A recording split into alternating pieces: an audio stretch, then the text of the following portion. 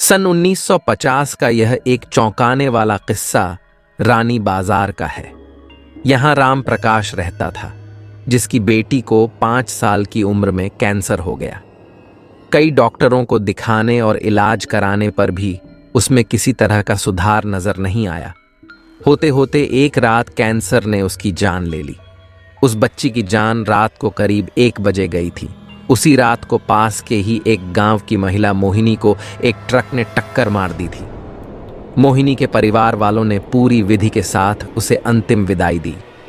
अब बच्ची के परिवार वाले भी उसे दफनाने के लिए जंगल की तरफ निकले। जंगल जाते समय अचानक से उस लड़की के शरीर में हलचल हुई। सभी हैरान हो गए कि मृत लड़की का शरीर कैसे हिल रहा है। थोड़ी ही देर में लड़की जिंदा हो गई और उसके परिवार वाले खुशी खुशी उसे अपने साथ घर ले आए।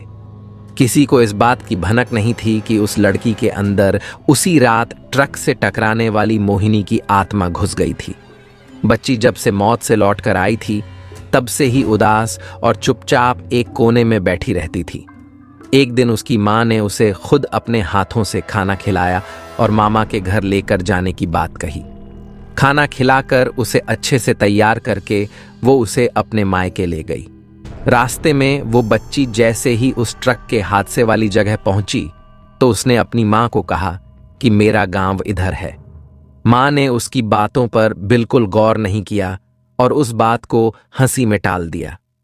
कुछ ही देर में वो अपनी बेटी के मामा यानी अपने भाई के घर पहुंच गई।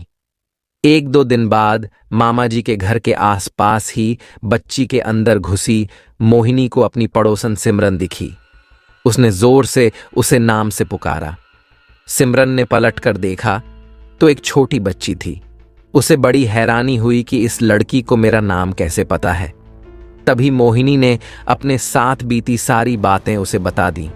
उसने कहा कि मेरे परिवार वालों ने मेरी मौत से ही पहले मुझे जला दिया था, इसलिए मेरी आत्मा भटक रही है। उसी दिन इस लड़की की भी मौत हो गई थी, तो मैं इसके शरीर में घुस गई।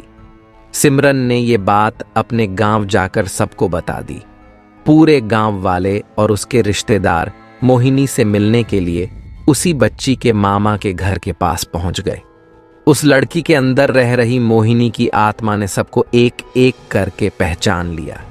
कुछ देर बातें करने के बाद वो अपने परिवार वालों के साथ अपने घर चली गई। अब उस लड़की की माँ बच्ची को घर में न देखकर परेशान थी। जब उसे पता चला कि वो कुछ लोगों के साथ दूसरे गांव गई है, तो वो उसे बुलाने के लिए चली गई। अपने परिवार के साथ खुश मोहिनी ने वापस आने से मना कर दिया। पास के ही लोगों ने उसे समझाया कि तुम्हें दोनों परिवार के साथ रहना चाहिए, इससे सभी को खुशी मिलेगी। तुम किसी एक परिवार को दुखी नहीं कर सकती हो। इस बात को सुनने के बाद लड़की के शरीर में रह रही मोहिनी अपनी माँ के साथ वापस आने के लिए राजी हो गई। अब वो दोनों परिवारों के साथ खुशी खुशी रहने लगी।